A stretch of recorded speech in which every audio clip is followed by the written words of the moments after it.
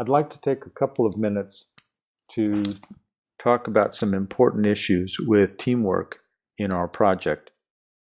Probably one of the most important things you're going to learn in preparation for a professional career, or if you're already working and are looking to improve your skills, is the ability to work as a team and the ability to communicate. Those are routinely indicated as two of the most important factors when reviewing a candidate's qualifications. Technical skills are certainly important, but in reality, the ability to communicate and the ability to work as a team make it possible to exercise those skills.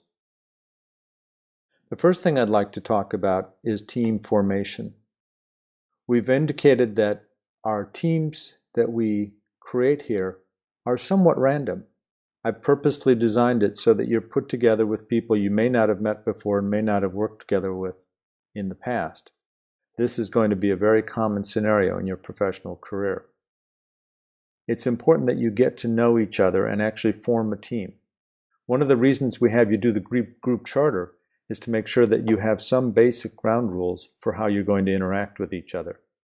And it adds a certain degree of formalism. But on top of that, I encourage you to get to know each other. Spend some time learning about each other's backgrounds, learning about each other's interests, your worries about the project. Make sure that everybody understands what your strong suit is, what your weak suit is, because in the end, forming that team means that you're going to be using everybody's skills. This is a very important part of the project, and I encourage you to take the time to do that.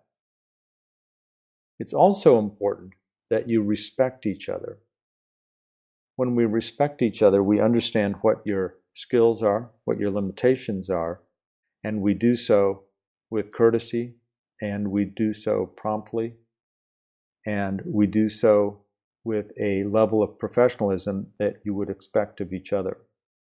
In particular, if people coming into this project may or may not have the same levels of skill at different programming activities as others. One of the things as you form your team is you're looking to see what strengths you do have and can call on in order to get the project done. If you find that you're falling behind, it's respectful to say, hey, I need a little extra time, or I need some help with this. Make sure you ask for help, either from your other team members, if they can provide it, your teaching assistant, or myself. But it is important to respect each other as part of this activity.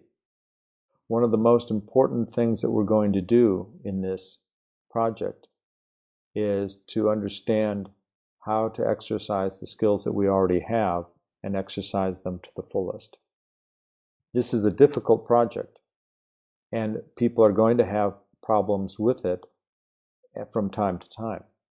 Now, in the course description and in the course catalog, it indicates that we expect you to have all of the programming experience in 251 and 351, and that you should be able to do a Java program confidently.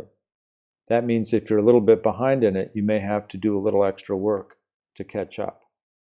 It's not uncommon for situations to arise where somebody on the team knows more about a particular technology or approach than others on the team. And it's easy to jump into the habit of saying, here, wait, I'll just do this for you. Or wait, let me do this.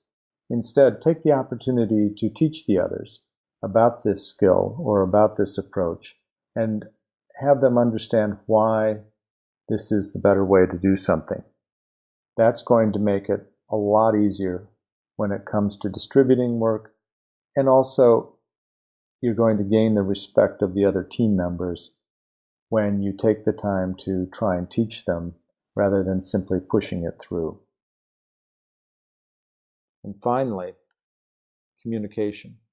Communication is absolutely essential in this project, and that means you're going to need to have a very effective method of communication. Even more importantly, it means that you need to respect each other's communications with you.